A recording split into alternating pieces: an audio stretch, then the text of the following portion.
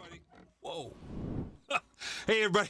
Welcome to the live stream. Today we're going to be going over a topic that is near and dear to my heart, and that is the ability to write back data once you see that information in Power BI. The needs for this extend broadly across our organizations. I absolutely love the possibility to be able to do this, and I think we're going to see some incredible new features, I understand, in InfoRiver today that no one has ever seen before. Honestly, let's stop talking and let's get into the conversation. Data flows. If you want to learn more about data flows and managing content in Power BI, you gotta like and subscribe. This is the channel for you. That's this one. All right. I am proud to introduce the one, the only Gopal from InfoRiver. Gopal, thank you so much for joining us today and sitting down and having this conversation. Welcome. You want to introduce yourself and give us a little bit of background on yourself? Good evening, everyone. Thanks for a pretty, I would say, wonderful introduction. My name is Gopal Krishnamurthy, founder and CEO of Lumal Technologies that builds add-on solutions on top of Power BI. And quite a number of you may be using our product already, and we are the largest player in the add-on solutions or the custom visuals inside Power BI. We have over 25 commercial custom visuals in the marketplace with 3 different product families and over 2,000 paying subscribers. Obviously, there is a lot more who use the free version of the software, and I'm pretty excited to be part of the live stream and to your audience, Chris, today. Well, yeah, that's fantastic. I'm excited to have you here, especially because I think you said you've spent some time in Milwaukee. Is that true? Actually, Milwaukee is near and dear to my heart because I graduated in India in computer science, and in 99, as part of my first job, I landed in Milwaukee in 99, and I went to school in Milwaukee, School of Engineering, and I lived in Milwaukee for 6 years. I had bought my first house. I'm a diehard Green Bay Packer fan.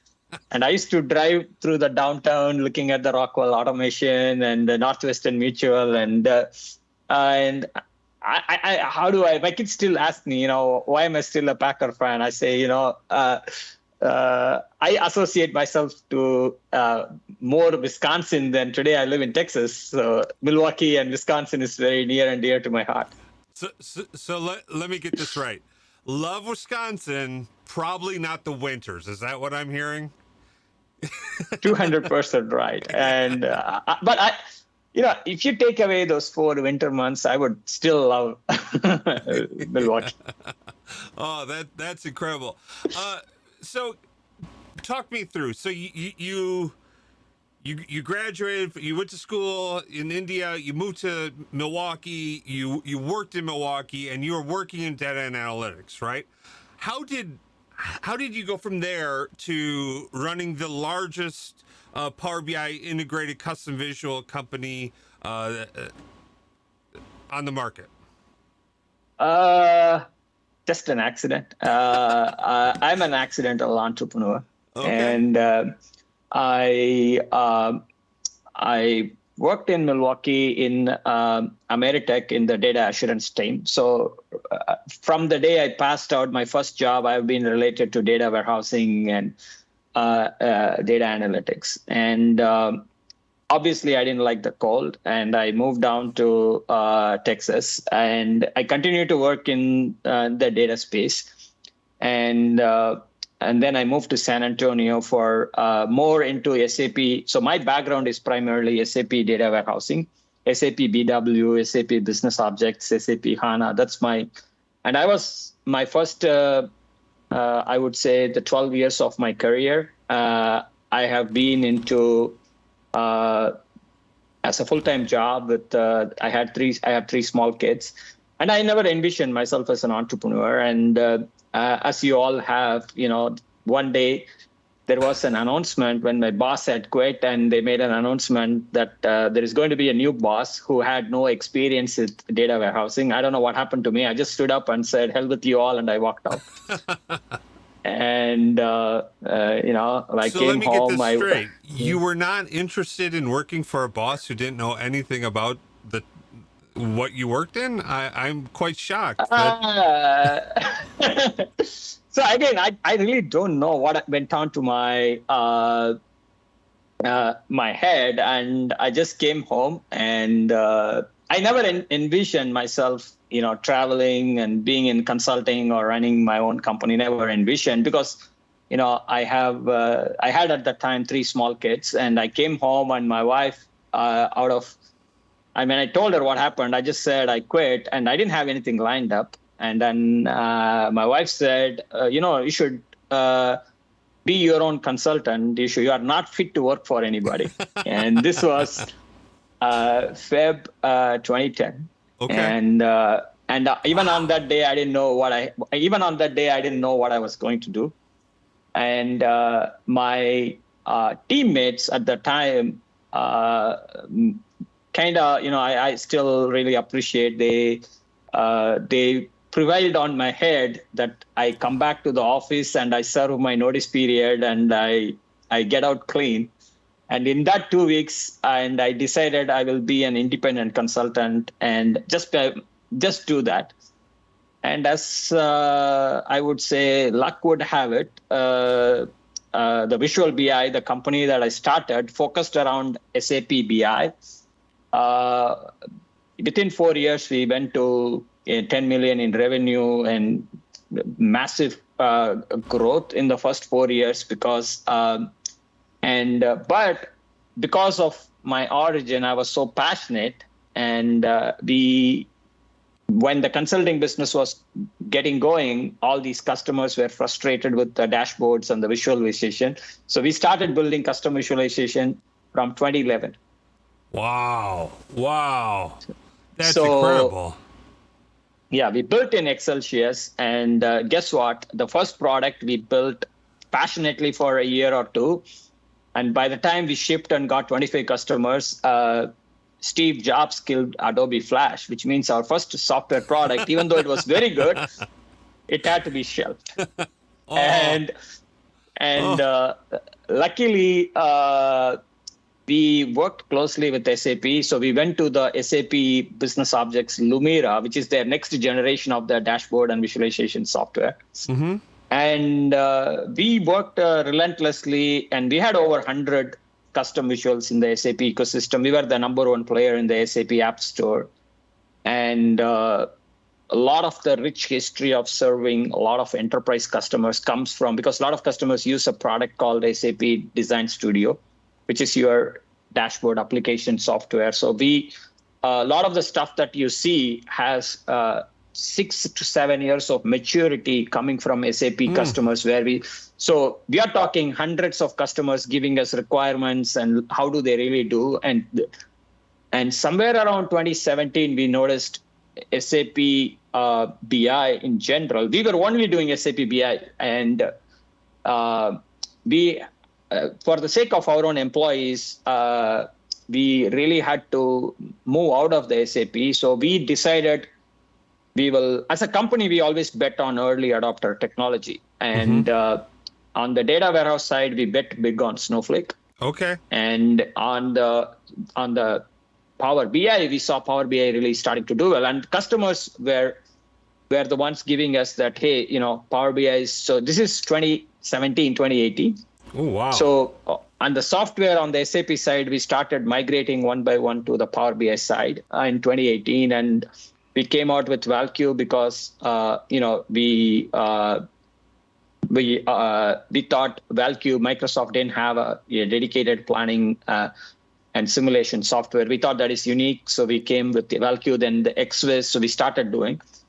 But the InfoRiver is much, much larger in vision because we wanted to do it the right way.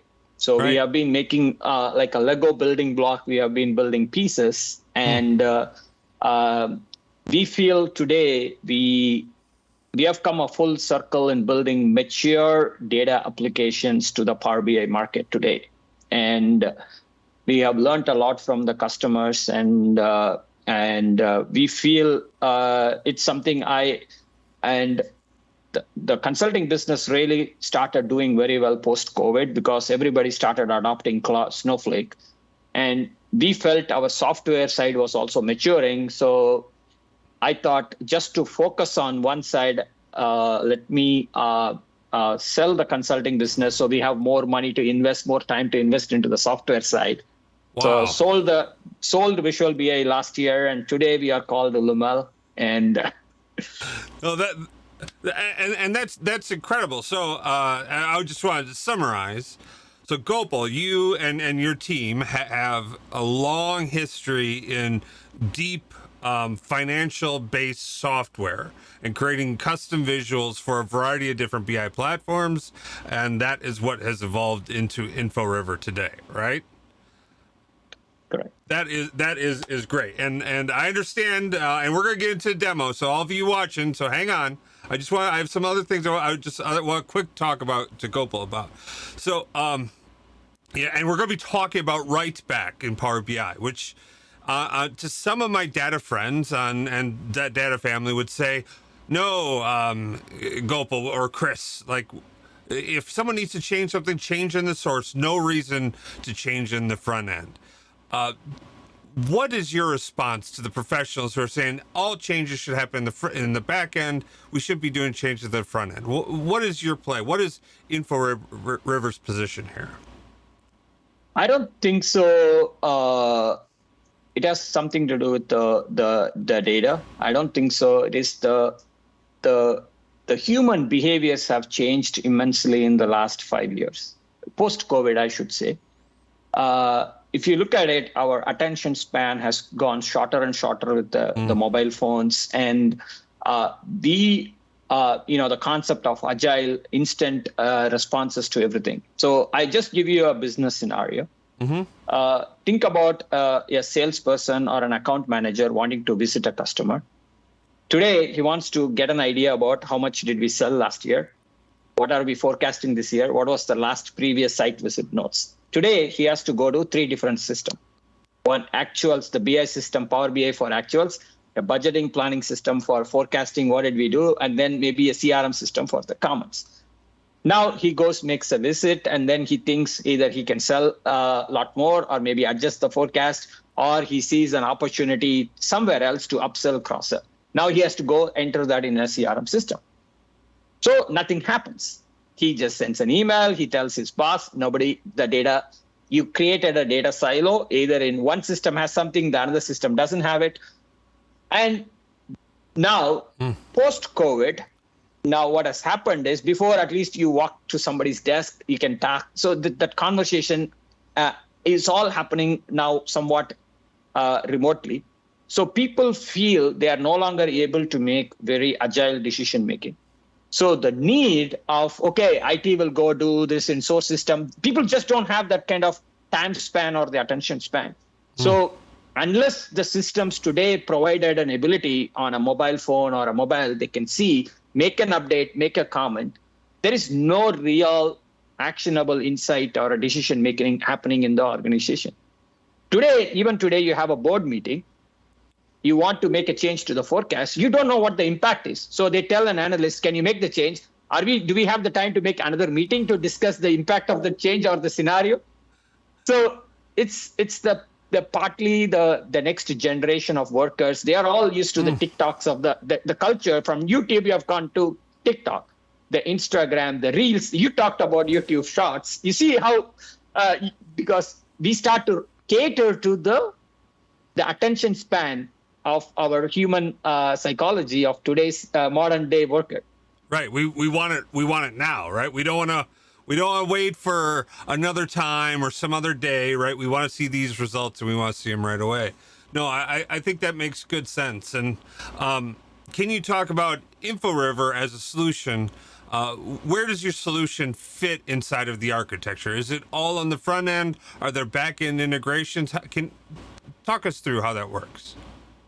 So I shouldn't say InfoRiver. In general, we as an organization see as we want to be the face of data or the consumption layer of the data, because organizations have spent years and years building their data warehouse, the golden data sets, and they have done. And so what has not happened is a true consumption layer experience like Excel or a PowerPoint that is purpose built for data has not been invented, or it is all siloed. For reporting, you go buy a product A. For visualization, you buy product B. For planning and forecasting, buy product C. For AI/ML, buy product D. So you have created natural silos of data. So what we try to do is how can we create an integrated and unified user experience and consumption layer for data. So that's why we sit as an app inside Power BI and consume your data sets. Okay. I think that makes sense. So if I'm doing a writeback, well, and we can get more into that stuff. That's fantastic. And I understand like Power BI has made some big advancements when it comes to integrating and making a purchase of InfoRiver. Right now, that's available directly inside the source, right, or inside Power BI desktop. Are there still opportunities to engage directly with you? And are there advantages of one or the other in your mind when it comes to adding InfoRiver into an organization? So the InfoRiver it's technically three SKUs, basically.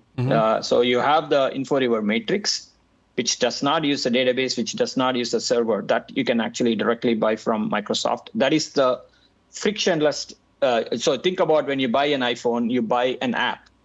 You try the app. If it works, you buy. You don't even think about who the publisher of the app or not. It's simply it works, you buy. Right. So the InfoRiver matrix is architected that way. And we think customers should try if it works. And if it is certified, InfoRiver is certified, which means you don't have to worry about data security and all. You can just go ahead and buy directly from Microsoft. The InfoRiver charts is the same concept. It is a kind of a modern visualization platform, more like with PowerPoint like storytelling. That one also doesn't use a database, doesn't use a server. So you just go buy directly from Microsoft. Both of them are enabled for direct purchase. Now, the InfoRiver Enterprise has two components. It has the InfoRiver Matrix, and then it has some Azure components as well.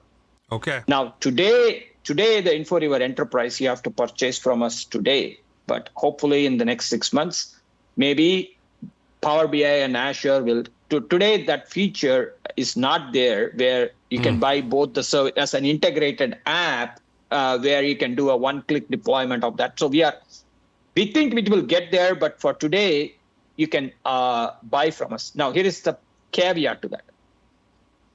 So InfoRiver Enterprise comes in two flavors. One is as a SaaS, where the customer doesn't have to buy anything. They just pay a SaaS software subscription. We provision everything for Azure. We pay for everything.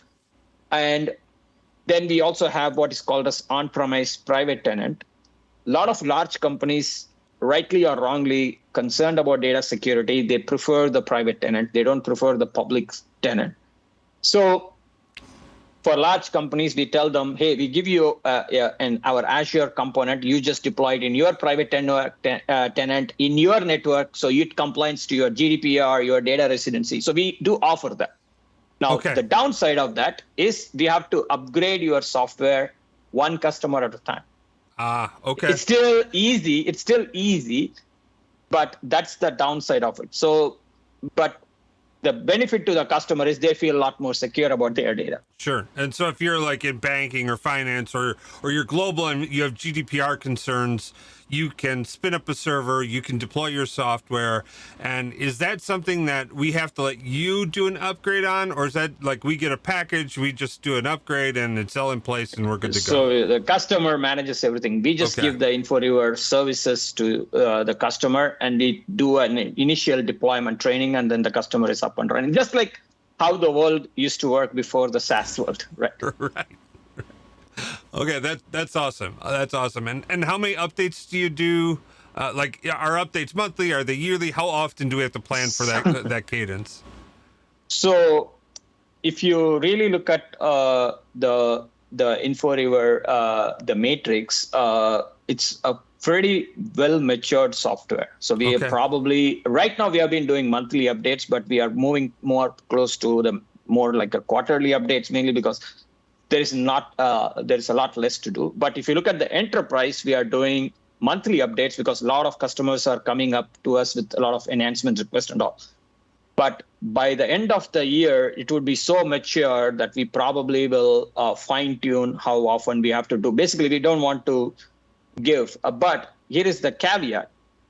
Unlike your old traditional on-premise software, since we use a lot of modern components, the updates are extremely one-click deployment and one-click update. So it's it's not like you are doing it. You just have to plan to do it because there are data components. You may have to do it during the weekend. But they themselves don't take a lot of time. Awesome. All right, so we've kind of covered the why. We've addressed like the major like data team issue. We've gone through like where it fits in the architecture and your solution, and we've kind of covered the licensing and how you would manage that stuff. And so we've been doing lots of talking, and frankly, one of the reasons why me and you I think are going to be good buddies, Gopal, is you have a strong ability to work with data and analytics, and you've got some a great demo. I'd love to like flip over your desktop and like let's see how this stuff works. Yeah. Got it. So since we have talked more than normal, so I have a presentation, but I'm not going to do the presentation. Well, we can hit. Well, let's hit a couple. Let's hit some of the stuff. I apologize. I got it. I enjoyed talking with you, Gopal, and no, I just want to make sure very quickly I talk about when people talk about InfoRiver. I quickly, if you are all able to see my screen, can you see my slide where I talk about the 8 use cases? Yes. Okay, good. Thank you. So the InfoRiver is not just a Writeback solution. So the Writeback is just a piece of the component. And this is what I keep telling everybody. Writeback by itself, you again create a data silo. So you build a report. You can have some visualization elements like Excel. You can do pivot analysis like Excel. Everything comes with data provenance and audit. You know exactly what happened. You can input forecasts and simulation, which is what I was talking about. You can actually do, our Writeback is collaborative Writeback. And you can actually do a paginated report scheduling and bursting. So this is now up to the first 5 use cases. You can buy the InfoRiver Premium and you get all of that. Now, in order to support customers of all sizes, we even give the reporting and the visualization for $1 a user a month, which is 50% of our products use cases, basically. And we have tried to be very aggressive on the pricing for the amount of features and functionality. The enterprise is the one where we have to bring in the Azure components and some of the stuff, but we really want to modernize customers' platforms. So that's why we have been pretty aggressive because we have been fairly very successful and fairly have a large team to be able to offer this range of service. So what I hang on wanted 1 to second. quickly, I've got a question. Sure. Go back. Sure. Am I reading this right? It's $1 for standard edition. $1. Correct. Per user per month. Like the old school cup of coffee, not the modern Starbucks cup of coffee. And then the professional edition is the $3 Starbucks cup of coffee per user per month. And the premium is $3 if you have more than 100 users, right? That is absolutely correct. So if your budget includes $3 per user in any given month, you can afford the premium edition. Do I need to have a license for this to read, or is this just authoring? Well, how does that work? It's for both authors and viewers. Okay. So it's basically when you look at all the use cases, it would make sense. The way to look at it is this is like several BI products in one. So today, companies buy a separate reporting software, companies buy a separate visualization software, and the standard edition itself I'm going to actually talk about it. People have no idea. The best value is in the standard edition. You can actually do financial reporting with it. Yes, obviously some of the functionalities are not there, but you can actually do financial reporting with even the standard edition.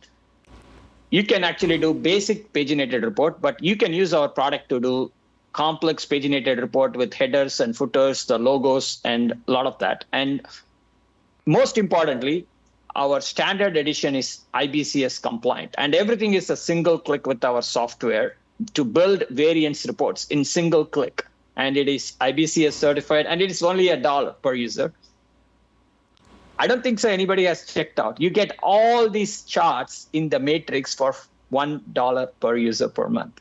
You get all the sparkline trend charts. You don't have all these kind of sparklines in a matrix visual. You get the performance charts, which is your bullet charts, the integrated variance. You get the KPI cards. You get the stacked bar, the waterfall distribution. You get all of this. These are all hidden things. But remind me when I'm doing the demo, I will show you where all these things are. There is incredible value even in the product that is $1. Now, even on the $1 version, you get the expand and collapse on the column hierarchies. Wow. So you could technically treat it like a pivot table, and you can actually do that. Alone is worth it. And our conditional formatting is very, very rich, basically. Do you know the number of bookmarks you have to create and maintain to get those things to work right in Power BI? That's impressive. I think if people find out the filtering, the formulas, the biggest USP is you can actually do row level formulas, column level formulas, and cell level formulas with InfoRiver. And all this comes with audit. All of them come with full audit capability. So you get full audit of who changed what. Now, obviously, our architecture is more of a report. So Power BI is a very, very model-based tool. Mm-hmm. But if you look at a Tableau, it's a report-based tool. Everything you do it in a report. The same architecture. We are bringing Tableau-like report-level architecture into Power BI. So a Power BI customer has best of both worlds. If you have a DAX measure, you can use a DAX measure. So it gives you that flavor to do. We support inputting budgets, and we support simulations also on the premium edition. Wow. Now, okay. If you want to write back, then you need the enterprise edition. But if you simply save it to the Power BI report, use the Power BI, think of Power BI report as Excel, and use the PBX file as storage and save it, you got the ability to input budgets, save budgets, make edits to the budget, simulate all that you have. Wow, that's incredible.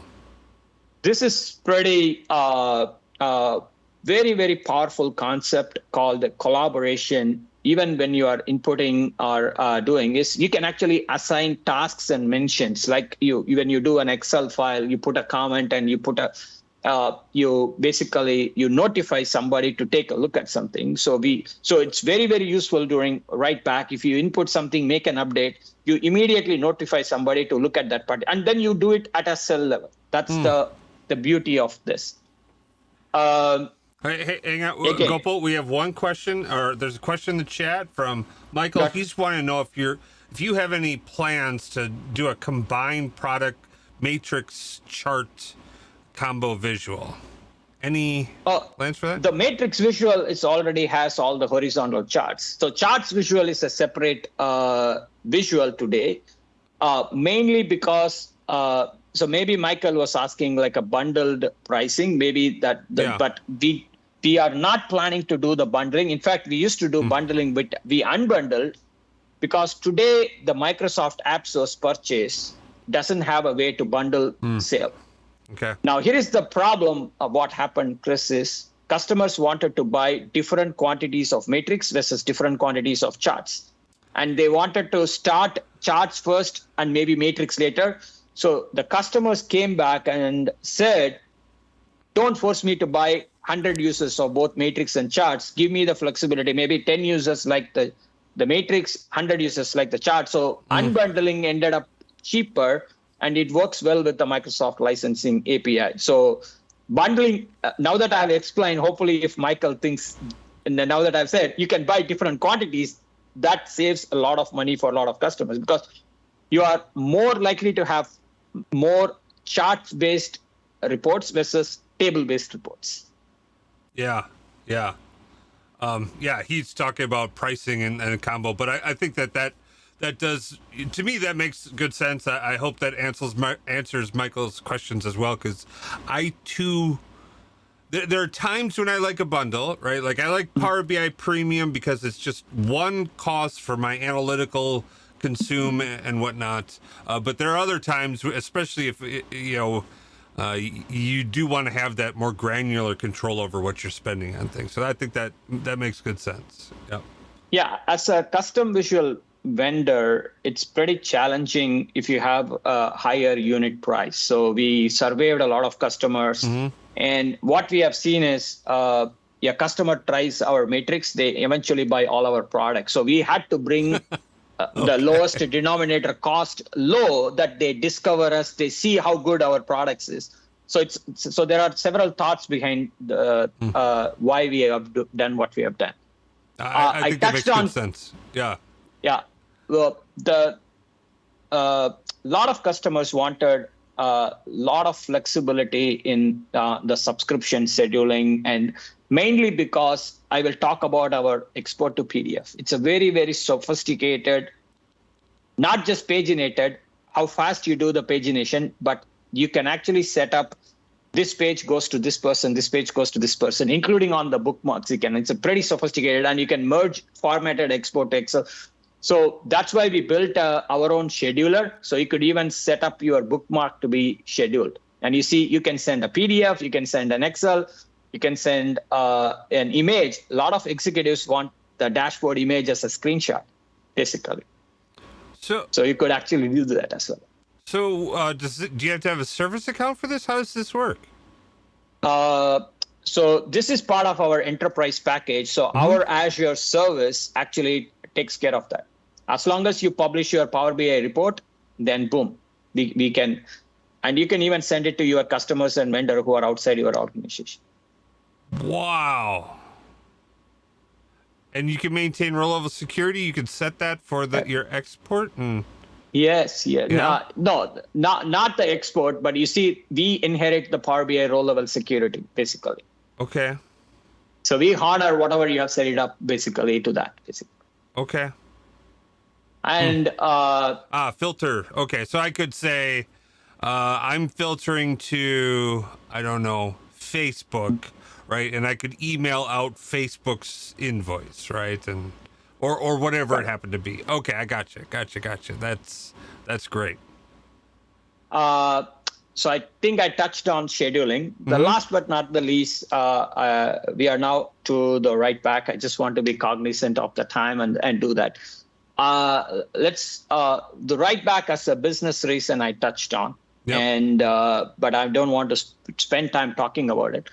Our Writeback is much more modern, and we thought a lot through that. The problem with whatever Writeback solutions in the market they are very structured, very, very expensive, very, very legacy, and very IT oriented. So there was no business agility, but customers said it should be as easy as inputting in Excel and sharing Excel. It should be that easy. Okay. Basically. Yep. And the other thing was, a lot of customers didn't like, because the data is moving to the cloud. So they wanted a concept called, if I wanted to write to my destination. So one of our concept is bring your own database. So you could bring Snowflake. You can bring your OneDrive. You can bring your SharePoint. It could be your on-prem. It could be your cloud data warehouse. We write to both on-prem and cloud with the same concept. So the customer brings the database. We provide all the services, or we let the customer host all the services. We support Delta, full Writeback, every single complexities we have handled. But the most important one that it's a very modern architecture. What do I mean by modern architecture? Is when you do a Writeback, I think it makes sense to show customers actually want to capture in reading mode. Yeah. They don't want, they want to be able to do that. And I think I will demonstrate that. Now, they just don't want to capture only numbers. They want to capture the text, a rich text. They want to capture like a validated statuses. They want to capture the dates. And sometimes it could be based on a formula. We support all of them. We say you can only do the write back in edit, or we want to support capturing in reading mode, but write back permissions, all of that capability that we have actually listened to the customers, and we have actually kept investing. And we have very, very sophisticated stuff. Now, the destination, in fact, I just talked to a customer right before the live stream. They want Redshift, and we are going to do some. Customers wanted Dataverse. We are probably going to invest into Dataverse. And so this destination is fairly relatively easy effort for us to add the destination, because we have the core destination types we do. And one of the features is, even though we allowed end user to create a destination, a lot of customers felt they wanted only the admin to pre-configure the destination. They wanted to make sure where it went. So now we have a new feature where the admin can pre-configure the destination and remove the access for the end user to set it up themselves, basically.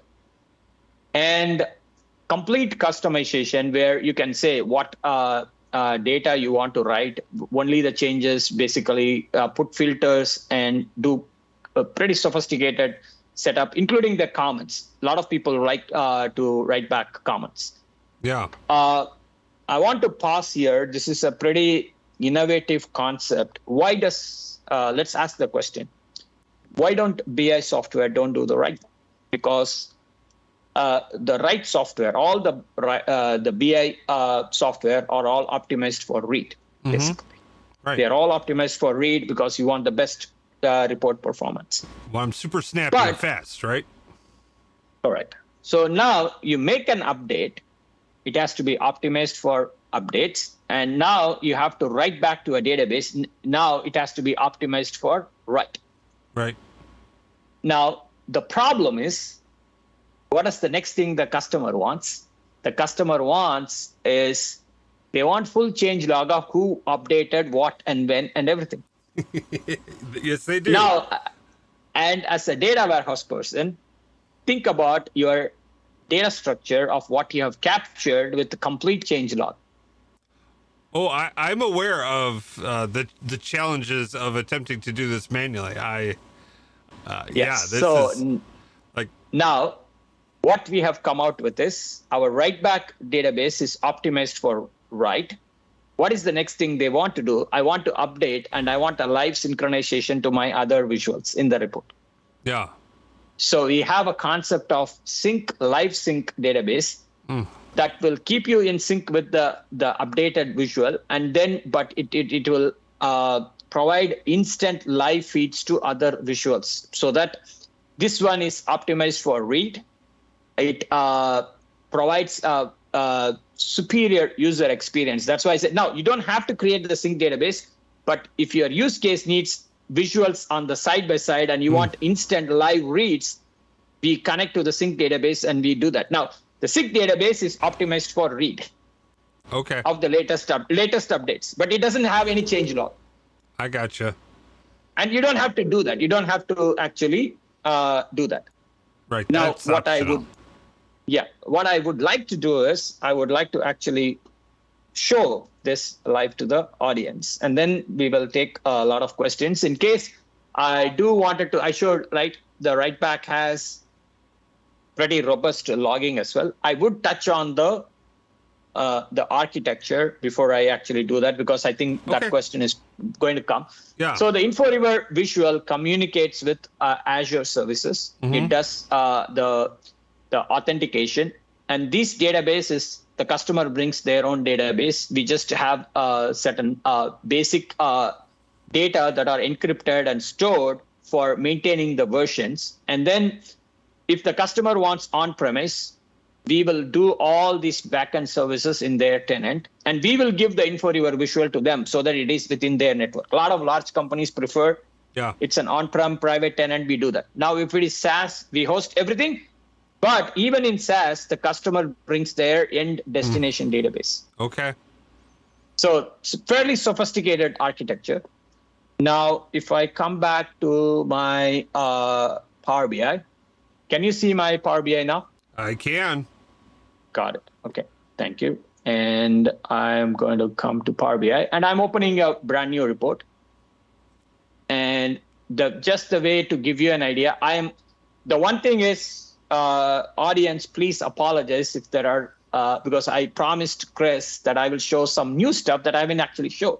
So which means I'm actually using a build, my team built actually, it's actually a development build. You can see it's right from our labs that I'm actually going to show our 1.65 release. Actually, I'm going to be showing some of the new capabilities. All right, so you guys are seeing it first here live. That's exciting. So the way the InfoRiver works is, obviously you can use it in a small screen, and you can actually you can use it in a full screen because we give you an Excel-like user experience. Okay. The piece that I wanted to actually explain is, let's just take a simple use case of a customer trying to capture data. I'm just putting in the GL data, and I'm putting in my time dimension, and I want to use my actuals of last year, and I want to create my budget for, let's say, next year. Okay. Wow. Okay. Now, the first and foremost is it gives you an Excel-like user experience, and you can actually set up the layout, convert it to a table layout. You can convert it to stepped layout. Everything is a single-click user experience. And the beauty of the product is, I mentioned it has a lot of charting and everything. You can actually click, and then you can see you have all the bar charts here. You can see, and you can have the lollipop charts here. So all the charting engine is all there. You can turn it into a waterfall chart if you really wanted to. You can get into a lot of the sparkline charts if you wanted to. So this has the integrated variance, and whatever you are looking for is all there in terms of visualization right in the matrix. The conditional formatting is there. But for the purposes of the Writeback, what I really want to do today is I want to come to, a lot of you may know that you have the row level formulas, the column level formulas like Excel and all that. I want to focus on the data input today. So I want to actually create a data input. Now, if you see, this is where we do the, what I call the Azure service. We use the AAD authentication, and we are basically going and logging in. So that's how it knows it's me. And let's say I'm going to create my 2023 budget. I can go ahead, and you can see we support whatever I had mentioned in the read mode and all that we can actually do. So now we have created the budget, and I'm going to create a text column, and I'm going to create, let's take some text notes from people, and I'm going to create that. And I'm going to create, let's say, a single select status. And again, I'm going to, let's say, if you are asking for a feedback, I'm just going to do, but we could do something much more. I just wanted to, for the change, I just did that. Now, what I wanted to actually show here right now is, let's say if I come to the export here, and I really want to write back. Now, I haven't even captured the input, but I'm actually going to set up the write back. I want you to see how easy it is. By the way, this is not a canned demo, and I'm actually doing it live.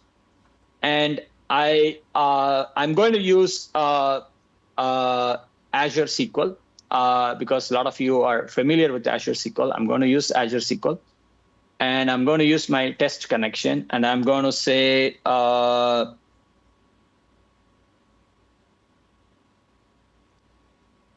August 9th is the table name. Okay, and I copy the table name, and I have the test connection.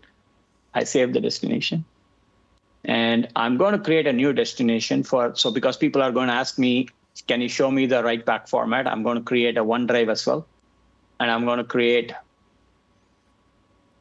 Oh, so you could write it back to multiple places. Correct. So that's why this is very sophisticated.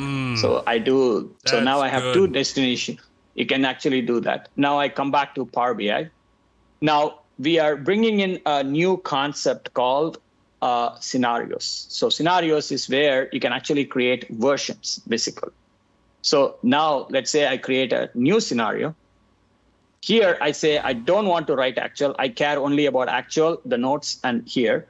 And we say 2023 raw budget V1, let's say. Now you see the permissions, who can actually do the write back. And we can say, this is the new feature that I mentioned, enable write back in reading mode. And you can also specify the permissions. These are the new features because some companies want to enable write back in reading mode. Some companies say only these users can do the write back in the reading mode. So that level of granularity is a new feature. Now I'm going to create a new scenario. Now we have the ability to lock the scenario. Let's say after the budget period is over, you don't want people to write it back. You can lock it and create a new, like a new straw plan or something. So we have that level of sophistication, which is these are new features that I wanted to do. What I really want to do now is I actually want to save this report, and I'm actually going to create the table name I saved. That's the name of our report. Okay. And now you will notice that I'm actually in the reading mode, right? Yep. No values were entered in the edit mode, basically. Yep. Now, as a CEO, I really would like to enter.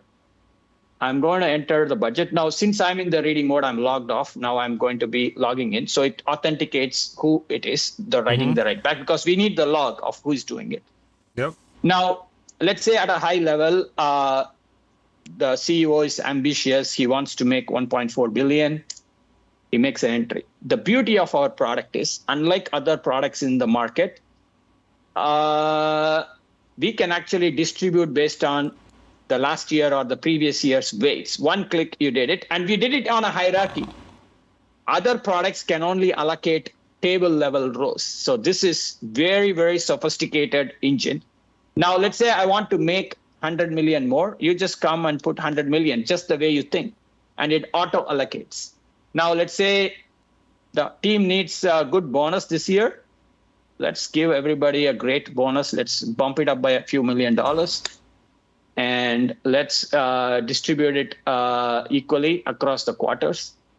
Now, people need a little more salary this year. Let's give them 50 more million in salaries, but then let's apply the trend. This is why I say this is very, very sophisticated to enter very, very fast. Holy cow. Wow. Now, I would like to put in a comment.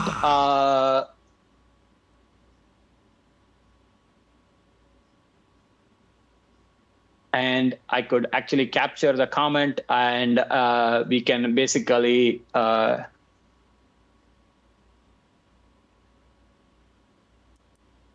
you can see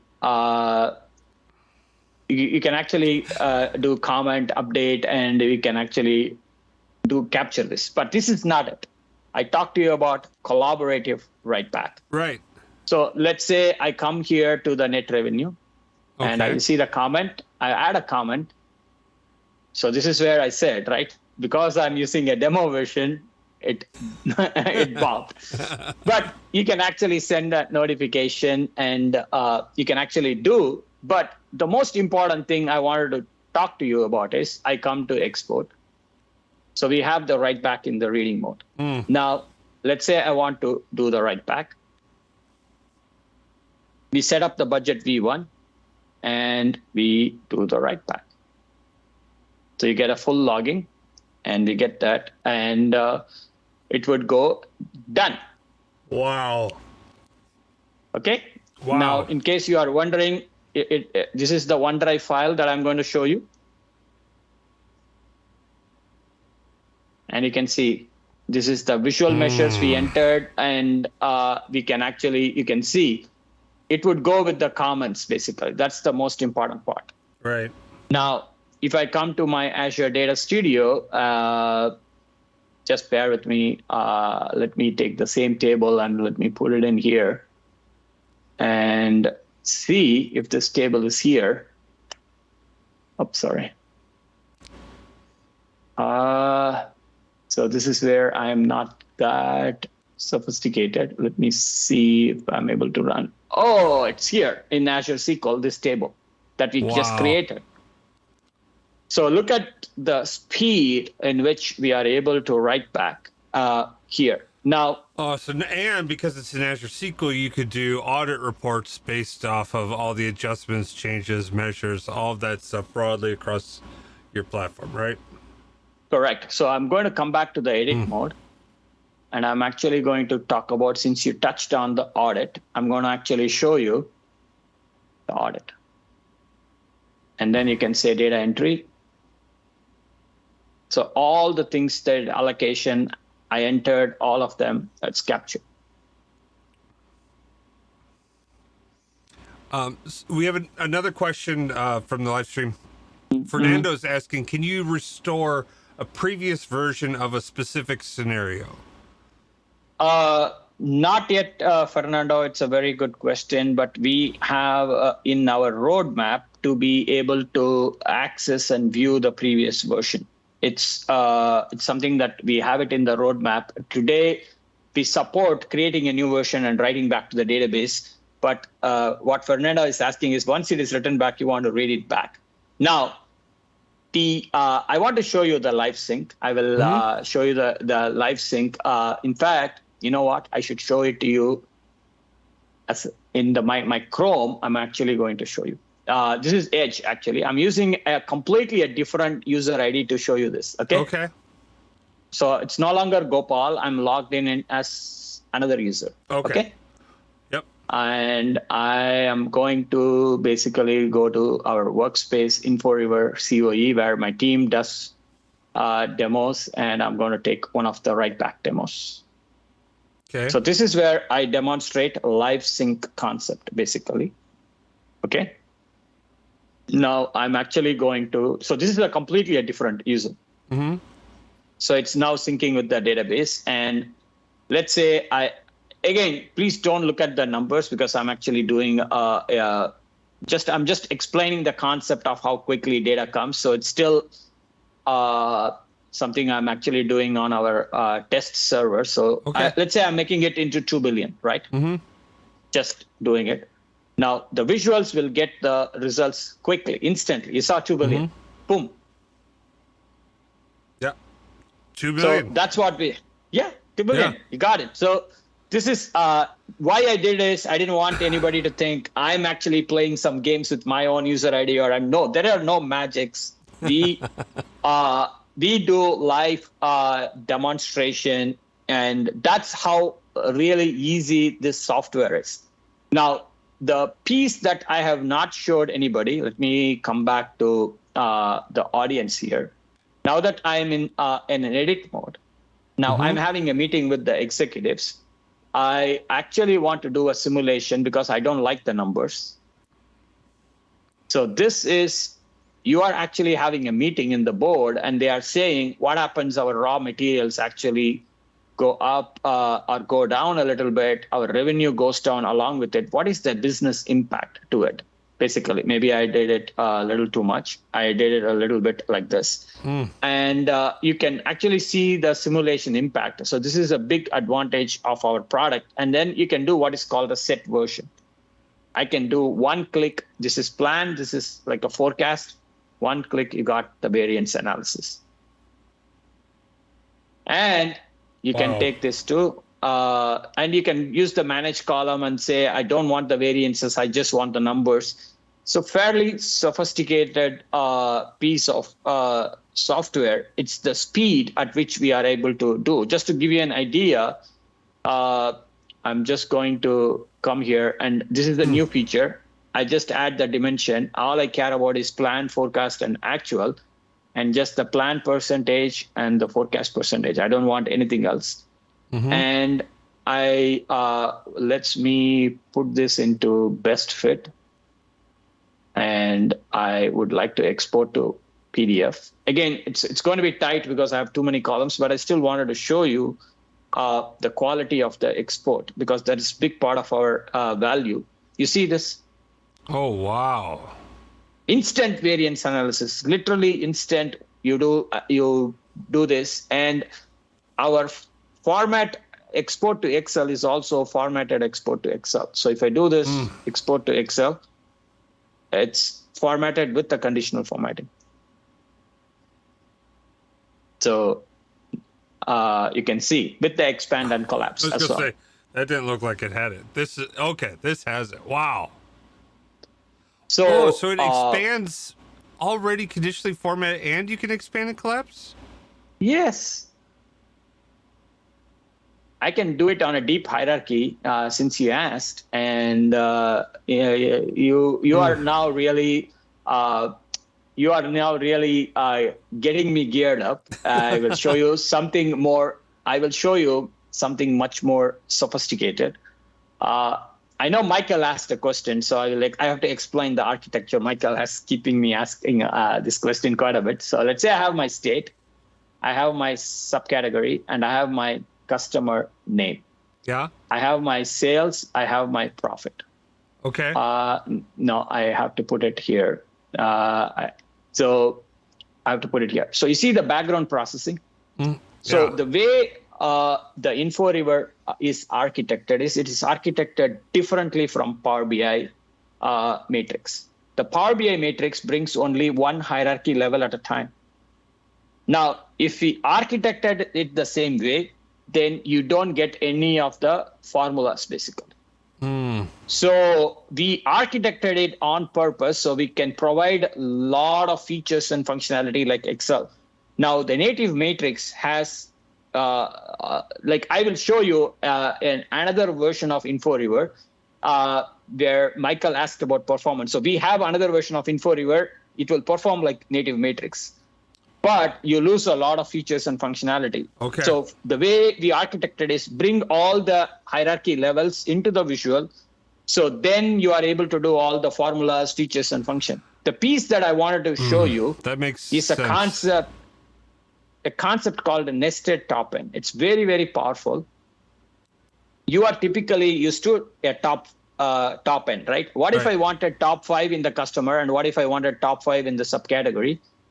This is a nested top-end. Now, 385 pages. Oh. One click, done. And then I come to design. I want a page per state. So you got 49 pages, done. So so that's why this is not a write-back visual. You can use this for so many use cases. Now, since Michael really touched on performance, I'm actually going to show something that we have never showed it to anybody. I am actually going to bring, this is something we are planning to release. You see the InfoRiver performance. We are waiting. We are trying to get something fixed on the Power BI API. So I'm going to actually show. Hold on a second. So this is a Kratos BI first. All right, go ahead. Yeah. So what I wanted to do is I'm going to use this visual, which is a performance visual, and I'm going to assign the same set of values, but it will behave very differently. It will behave like a native matrix. So I have my state, I have my subcategory, I have my customer, I have my sales, and I have my profit. It gives you a feeling everything came instantly. There was no background processing. Yeah. The reason is this works. So you see, we cut off a lot of features here. This can only do this many features, but but you have to expand and collapse one level at a time, like native matrix. Okay. I think that makes sense. But you still get the styling. You still get like a charting, conditional formatting, totals, and all that you get. But we can't really do the visual formulas and a lot of the capabilities that we offer. So that's why we had to do something different from native matrix to actually bring the capabilities that you are looking for. It's not like we want the performance of the native matrix and give me all this. They just don't work technologically. Yeah, no, and honestly, I think that makes good sense. And as a developer, I like it when I'm empowered to be able to choose which is more important to me, right? Sometimes I need to have the full on functionality and features, and other times performance. Just let it scream, right? And so, this is awesome. Yeah. So why haven't we not shipped this version of the InfoRiver is we are working with Microsoft where our main InfoRiver visual will have a property here where you can simply go and basically, so I will show you some of the internal stuff since we all talked about it. So I will. So this is the not NDA stuff. So yeah, no, this is something that we are trying to make a request. Basically, we have placed a request to get a feature where we can actually. It's a. I think if you released. I think last month there was a developer API that was announced, a drill down API. So what we have requested is we can come to the InfoRiver and we can actually have a build configuration, make the drill down behave like a native matrix. So the customer can actually on the same visual get the best of the both worlds. So that's great. That's why we have right. So on the same visual we can do. Today, what we can do with two visuals, we don't want to cause a customer confusion by saying, if you want performance, use this visual. If you want features, use this. No. So, that makes good sense. Cool. All right. Well, Gopal, I have a strong feeling that me and you could talk for hours and hours at great length at this, but we are unfortunately reaching the end of our time together here. So I do want to I want to thank you for coming in and joining us, and I want to thank everyone on the live stream who took time out of your day or are listening to this on the car. I really appreciate that. Thank you guys all so very much. Hey, don't tune out. Next week, I just want to put a plug in. Same bat time, same bat channel. I'm going to be talking with about ARIA, natural language. I'm really looking forward to this conversation. We're going to really knock your socks off with some brand new features that they have in their NLG solution. So really excited about having that conversation as well. So hope tune in for that as well. Gopal, thank you so much for joining us. Everyone else, you guys have a great night now. All right. Thank you, everyone. Again, feel free to. I know, Michael, you have a question. I will talk to my team, but I want to thank everyone and. It has been a collaborative effort. We have been greatly supported by a lot of Power BI community members, and we wanted to thank, bring feedback. We will continue to make this as best as we can. Thank you. That's awesome. Thank you guys all so very much. You guys have a fantastic day, and we will see you next week. Peace.